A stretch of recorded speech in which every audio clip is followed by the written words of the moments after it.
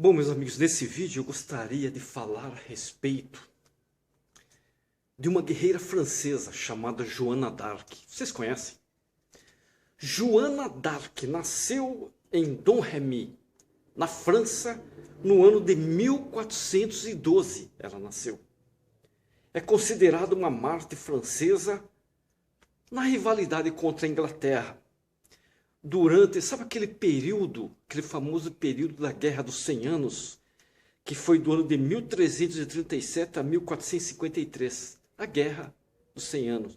Como também ela se tornou uma santa católica. Joana d'Arc se tornou uma santa católica. Era camponesa, analfabeta e a mais nova de seus 4 irmãos. Tinha 4 irmãos, ela era a mais nova. Seus pais, eles eram agricultores e sempre criaram seus filhos embasados nos dogmas católicos. Quando Joana d'Arc completou 13 anos, ela passou a ouvir vozes. Nessas mensagens diziam que ela deveria continuar o quê?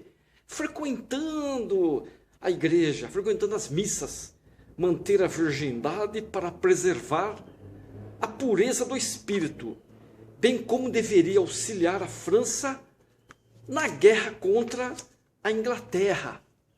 As vozes diziam isso. Começando pela disputa do domínio da cidade de Orleans. Com o passar do tempo, Joana d'Arc afirmava que as vozes eram do Santo Anjo Miguel, de Santa Catarina de Alexandria e de Santa Margarida de Antioquia. Com 16 anos, Joana d'Arc decidiu cortar os cabelos de forma que ficassem bem curtos. Ela cortou os cabelos bem curtinhos. Passou a usar trajes masculinos e foi até Vaucouleurs, região que ficava próxima à sua cidade natal. O que ela foi fazer lá? Pedir ao capitão da guarnição, Robert de Baudricourt, lhe cederam uma escolta para que chegasse até Chinon. Seu intuito, qual era o intuito dela, dessa escolta e ir até Chinon? Seu intuito era falar com o rei Carlos VII. Ela queria falar com o rei Carlos VII, que havia perdido vários territórios para os ingleses. Vocês sabiam? Passado um ano do pedido da garota, Baudricourt resolveu ceder uma escolta composta por 6 homens para acompanhá-la até Chinon. Neste meio tempo, a bravura de Joana já era conhecida e admirada por todos, sabiam? Ao chegar em Chinon, antes de falar com o rei, foi submetida a diversas provas, a fim de verificarem que ela não tinha intenção de matar Carlos VII. Então precisou passar algumas provas. Após passarem todos os testes, conseguiu conversar com o rei e lhe pediu um exército para libertar a cidade de Orleans, que estava o quê? Sob o domínio inglês. Essa cidade, a cidade de Orleans, estava sob domínio inglês. O rei acatou o pedido, ele pegou o pedido de Joana d'Arc. O rei acatou seu pedido. Joana chegou em abril de 1429 ao seu destino com uma bandeira branca e acompanhada de 4.000 homens. Em maio já havia conseguido recuperar o domínio de Orleans para a França. A garota destemida e guerreira voltou a se encontrar com o rei Carlos VII. Ela voltou e conseguiu convencê-lo a iniciar mais algumas disputas para recuperar os territórios sobre o rio Loire, que também estavam sob domínio inglês, lógico. E assim o fez em apenas 3 batalhas. E em tantas outras também, outras batalhas que promoveram em julho de 1429 a supremacia do rei Carlos VIII. Carlos VIII. Joana estava satisfeita, pois conseguiu realizar praticamente todos os pedidos das vozes que a acompanhavam, mas ainda faltava dominar Paris para Carlos VII. Para quê? Para Carlos VII ser soberano em todo o território francês. Paris ainda estava na mão dos ingleses. Desta forma, Joana seguiu para Paris, mas durante um confronto levou uma flechada. Sabiam? Houve um confronto com os ingleses, ela levou uma flechada. Fato que fez o rei repensar e mandar retirar o seu exército da região para evitar mais conflitos.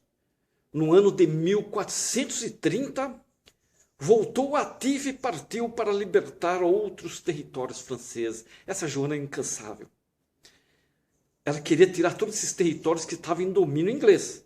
Desta vez, a cidade de Compiègne, no entanto, foi capturada pelos Bourguignons. Quem que eram os Bourguignons que ela foi capturada, que capturaram Joana? Os Bourguignons eram aliados dos ingleses. Joana foi presa e questionada pelo Duque de Borgonha, que decidiu vendê-la aos ingleses. Esse duque pensou. Ela foi enviada a Rouen, quando teve início seu julgamento em janeiro de 1431, liderado pelo bispo Pierre Calcon.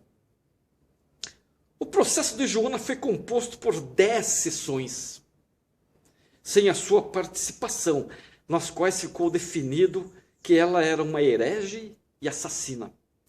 Após um mês, Joana foi ouvida e questionada sobre as vozes que ela ouvia, que dizia ouvir a respeito do uso de... Por que ela usava roupas masculinas? Por que ela cortou o cabelo? Em abril, Joana foi acusada em 70 artigos da Constituição, mas passado alguns meses, esse número caiu para 12 artigos. Nesse período, a garota já estava com a saúde debilitada. Joana estava com a saúde debilitada. E piorou por ter ingerido alimentos com veneno. Sabiam? Um médico foi chamado, pois o objetivo dos ingleses era mantê-la viva para que pudessem assassiná-la.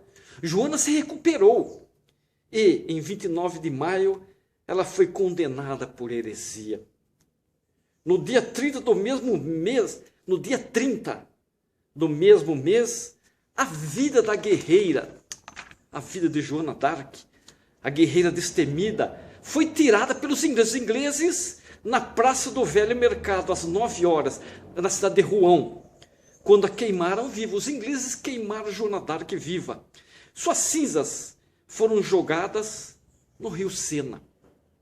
No ano de 1456, o Papa Calixto III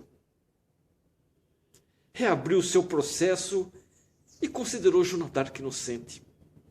Sua beatificação foi autorizada em 1909 pela Igreja Católica e sua canonização foi realizada pelo Papa Bento XV no ano de 1920. Joana, ela é considerada mártir da pátria e da fé. Gostaram?